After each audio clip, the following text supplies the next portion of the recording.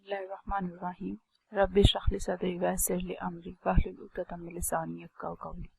अस्सलाम वालेकुम, welcome to my channel knowledge sharing by Fatima Mausam. आप मेरे चैनल पे अगर न्यू हैं तो प्लीज़ लाइक और सब्सक्राइब ज़रूर कीजिएगा। तो चलते हैं आज की वीडियो की तरफ। आज की वीडियो मेरी कैरियर काउंसलिंग के बारे में है।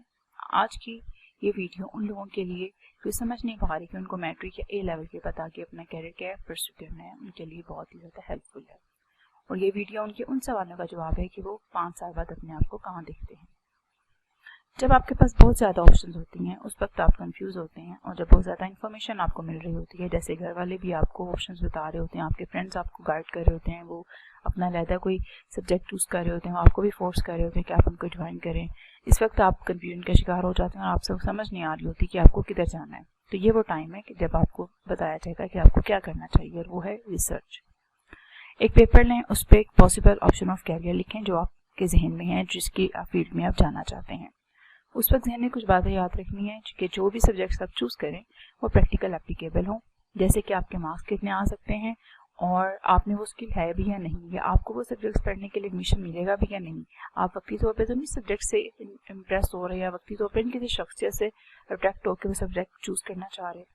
इसके अलावा ये भी सोचें कि उन सब्जेक्ट्स को पढ़कर आगे कैरियर ऑप्शंस क्या हैं, और फिर फाइनलाइज करें। इसके अलावा कॉस्ट बेनिफिट एनालिसिस भी कर सकते हैं। इस टेक्निक का मकसद ये है कि आपकी कन्फ्यूजन को मजीद दूर किया जा सके। जैसे कि आप स्लाइड पे देख सकते हैं, 2 कॉलम बने हुए हैं कॉस्ट और बेनिफिट का।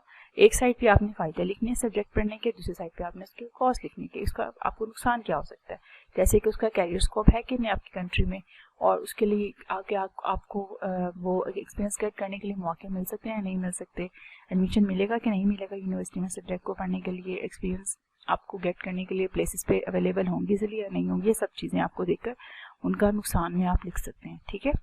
उसके बाद फिर जब आपको बहुत ज़्यादा कैरियर चूज़ करते हुए उस वक्त इन बातों का भी ख्याल रखना चाहिए आपको कि आपका इंटरेस्ट और आपके गोल्स क्या हैं। उन गोल्स को हासिल करने के लिए आपको एजुकेशन और स्किल्स कौन सी चाहिए, और इन दोनों को इस्तेमाल करते हुए फिर आपको एक्सपीरियंस भी गेट करना होता है। ये सारे स्टेप्स आपको आपकी फाइनल डेस्टिनेशन की मजीद करीब कर देंगे, जो कि है जॉब या बिजनेस, जो भी आप आगे फ्यूचर में करना चाहते हैं। आपने सब्जेक्ट चूज़ करते हुए ये भी ख्याल रखना है कि आपका बजट कितना है, एडमिशन फ़ी आपको अफोर्डेबल है भी या नहीं है जिस यूनिवर्सिटी में आप अप्लाई करना चाह रहे हैं। उसके अलावा कि आपकी इसमें अप्रोच प्रैक्टिकल होनी चाहिए। हो जाएगा देख लेंगे, अभी फ़िलहाल एडमिशन फ़ी करवा लेते हैं, बाद में देखेंगे आगे सेमेस्टर्स में क्या करना है, ये सवालों का जवाब नहीं हो सकता, ठीक है। आपने बिल्कुल क्लियर होना है इस बारे में, इसमें कोई इबहम नहीं होना चाहिए, आपका बैकअप प्लान होना चाहिए। और अगर आपको शहर से बाहर जाना पड़ रहा है तो हॉस्टल के अखराजात भी आपने सारे एस्टिमेट करने हैं। उसके बाद आपने डिसीजन लेना है, और सबसे इंपॉर्टेंट बात, आपने एक से ज़्यादा यूनिवर्सिटीज़ में अप्लाई करना है।